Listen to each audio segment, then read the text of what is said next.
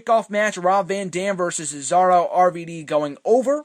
So the reports before this was that RVD was on his way out of the company just for another hiatus like he's been known to do before, and that he takes time off for a few months and then comes back for another 3 or 4 months. So RVD goes over Cesaro. It was really a lose-lose situation. They had a good matchup, which is not really something that you see usually with RVD and Cesaro. There were a series of matches earlier this year, and I think April or May was not all that good. But I thought this was a solid matchup, RVD going over. But both guys have been utilized so terribly over these last couple of months that there was really no winner here. I know RVD picked up a victory, but Cesaro lost another match, and I know he would win on Raw, and here is hoping that's a new sign of what they're going to do with Cesaro, but it's just mind-boggling to me, and I'll get to both guys in a second. With Rob Van Dam, I think they have wasted tremendously, and someone asked me about this in this week's #AskYouSome video, and I also plan on writing an article about it at some point in time. But Rob Van Dam, despite what you think about him, his current character or how over he is, and I still believe that the fans are still love him to this day. He is very much over with the audiences. But the guy, or however much merch he sells and stuff like that, but the guy, he's a former WWE champion. The guy has credibility in that respect. Rob Van Dam is a former top guy in the company, and for them to utilize him as an enhancement talent is mind-boggling to me. Like I said in this week's #AskYouSome video, I'm not saying he should be a world champion. I'm not saying he should be involved in any top-tier storyline, but the least they could do is put him in a storyline with a solid mid-carder, and they were on the right track. I talked about this a couple of months ago, but Rob Van Dam was involved in a very solid storyline with Bad News Barrett over the Intercontinental Championship back in May and June.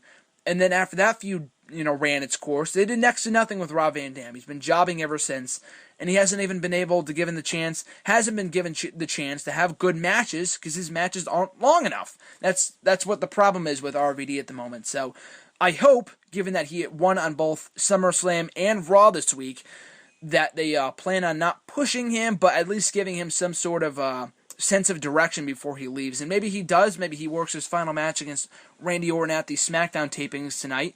And maybe that's the end of RVD for the foreseeable future. Wouldn't be the first time that RVD's been taken out by Randy Orton. But if so, then his latest run with the company was a failure. And not because of him. I know some people will say that he should evolve and turn heel and whatever else. But like I said before, it's not really his fault. It's just how WWE is utilizing him. And with the case with Cesaro, here's the thing with Cesaro. And like I've said, a lot of people have asked me the question, what's up with Cesaro? Is he being buried? He's not being buried, and as I've said a couple of times, and John agreed with me when I talked about this with him, is that WWE knows what they have with Cesaro. They know his potential. They know what he's capable of. They know that he is worthy of being, not world champion just yet, but they know he's worthy of much more than being a jobber for WWE. However, they just don't really have anything for him at the moment, or at least they did before SummerSlam. Everyone being tied up in all these top-tier storylines, Seth Rollins, Dean Ambrose, John Cena, Brock Lesnar, everyone else was involved in some sort of feud or storyline, that there was really no place for Cesaro on the card at SummerSlam, aside from the kickoff match with RVD. So that's why they really haven't done anything with him in the last month or so. So, with that being said, he defeated Jack Swagger on Raw. Whether they push him going forward remains to be seen. I'm not going to say that with one win that they're, that he's bound to be pushed by next month. He's going to be involved in the world title match and Night of Champions. I'm not saying that at all. We'll have to wait and see what they do with Cesaro.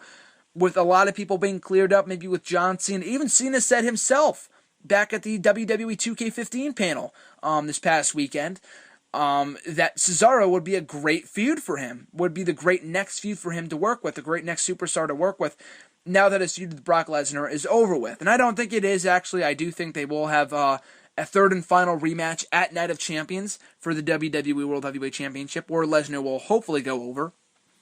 But after that runs its course, hopefully Cena can feud with Cesaro. Because like I said before, I think WWE knows what they have with Cesaro. They just don't really have anything for him at the moment.